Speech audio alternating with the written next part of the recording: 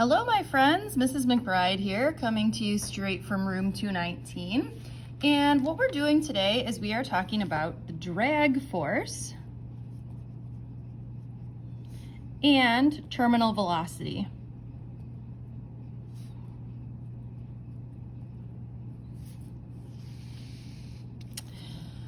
All right, so in general, anytime a body moves through a fluid, it will experience a drag force that opposes motion.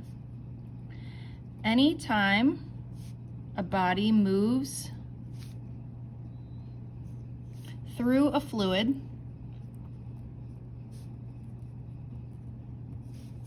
it will experience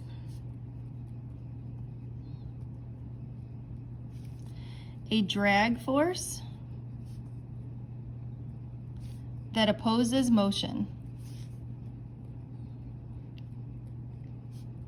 So what are we talking about here?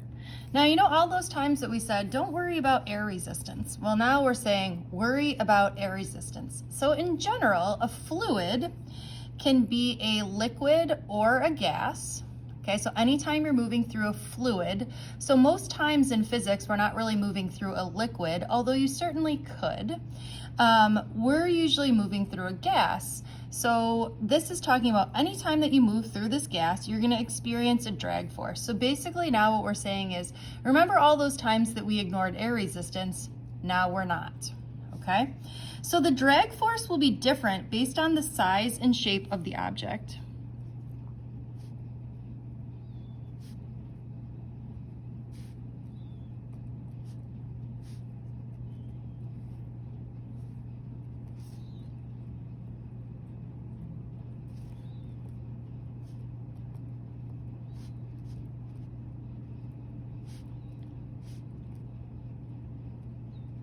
So again, the drag force will be different based on the size and shape of the object. And we know that this makes sense, right? Because let's say, for example, you're in an airplane and you jump out.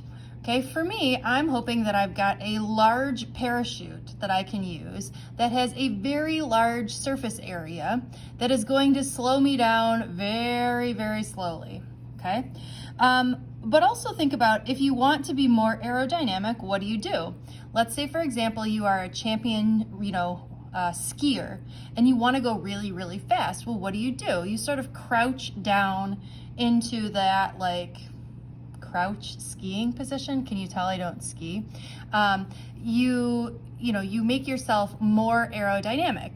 You think about like a baseball has more surface area, therefore it has more drag force acting on it than something like a javelin. A javelin is made to be aerodynamic and doesn't experience as much drag force, okay?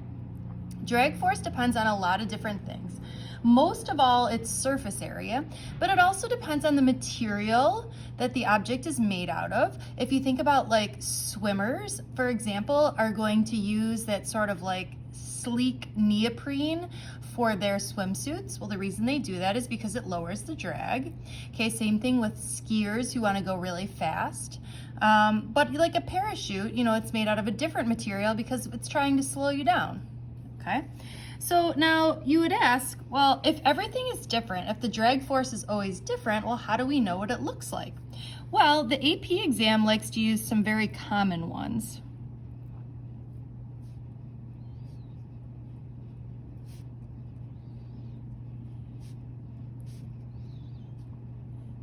Are they always going to be the same? No. But again, these are some common forces that I've seen if I look back to all of the AP exams, back to, I think I have all of the sample questions back to 1975, which was before I was born. Okay, so this might say that the drag force is equal to negative BV, where B is some sort of constant and V is your velocity. Here's another one that I've seen, is negative BV squared. Another one I've seen might be CV squared, or also negative KV. So in each case, they're dependent, I always spelled this wrong, I hope I spelled it right. They're dependent on the velocity and some constant. And again, that constant is either b or c or k, or they could choose to do some other constant, q. I mean, it doesn't matter. But either way, you're going to find something that's dependent on velocity and something that's dependent on a constant. Now, do you notice how some are negative? Well, sometimes they give it to you as negative to let you know, hey, you know, it's opposing motion. But you in general are always going to know that the drag force is going to oppose motion, whether they give it to you or not, okay? And again, this constant, this is dependent on a whole ton of different things. It's dependent on the surface area, it's dependent on the shape, it's dependent on the mass, it's dependent on the humidity, it's dependent on the density of the fluid. Okay, so they don't really want you to figure out what's going on with that constant, but they just want you to know that there is a constant and that it's dependent on. All right, so here we go. So in general, what you can say is that as the velocity increases, what happens to the drag? I'm hoping you're all saying increases because these are in a direct relationship. Okay, so as you speed up, the drag force is going to speed up.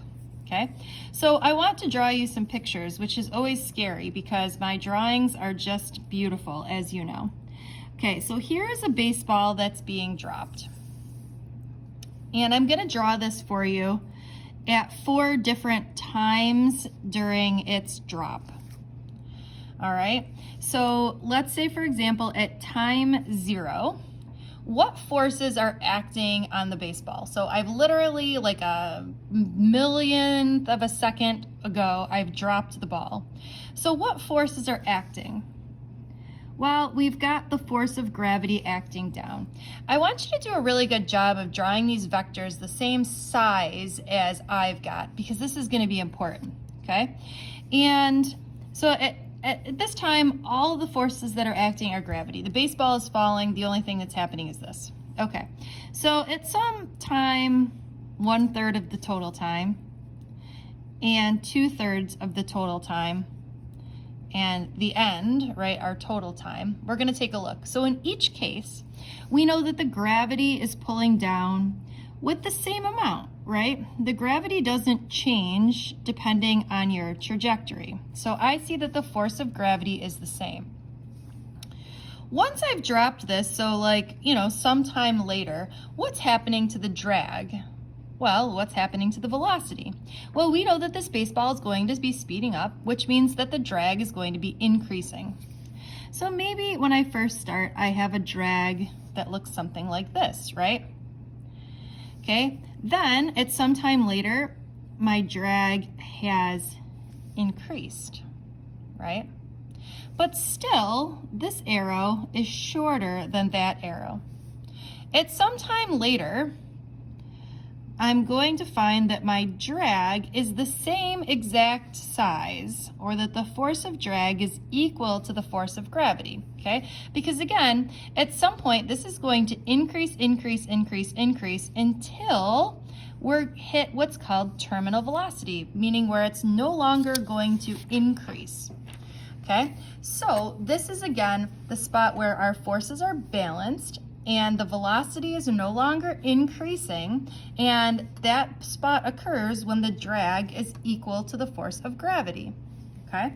So let's write that down because terminal velocity is important.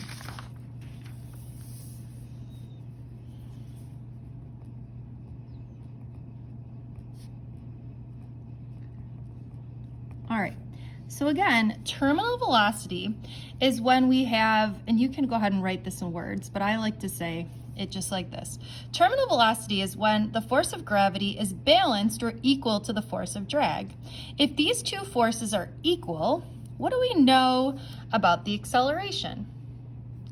Well, if something is moving at constant velocity, we say that the forces are balanced or that there is no acceleration. So basically, by saying that these two forces are equal, this is also telling me that the acceleration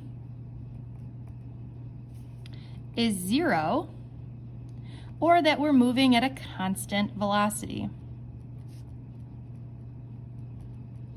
Okay, so this terminal velocity is when the force of gravity is equal to the force of drag, okay? And again, the terminal velocity depends on the mass and the shape of the object. So if, say for example, you and a sumo wrestler jumped out of an airplane, okay, you would each reach terminal velocity at some point, but depending on your mass and shape, obviously you have a different shape than a sumo wrestler, but also if you went like, think about diving in your pool, if you went into like a pencil shape versus, you know, a belly flop, that would change your shape and therefore would change your terminal velocity, okay? So for example, what we would see is something that looks like this. Your drag force would equal your force of gravity. And let's say, for example, we're using the drag force BV squared. I'm just picking one of those. Okay? And so I could substitute in that the drag force was BV squared and the force of gravity is mg. Now, when these two are equal to each other, this becomes VT for the terminal velocity. Okay, so my question would be, well, what is the terminal velocity? Well, we could solve for that, right, by solving this equation for VT. So you might say, well, let's divide both sides by B. And we would get that VT is the square root of mg over B. Okay, so again, we see that this depends on the mass, it depends on little g, and it depends on all of those other fundamental constants.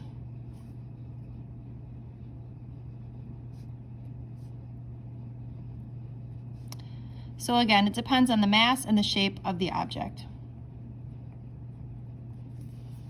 What we're going to do now is we're going to take a look at some practice AP problems because this is a very common topic, especially in the long answer for the AP problem. So we will take a look at this as we go. All right, I will see you in a few minutes.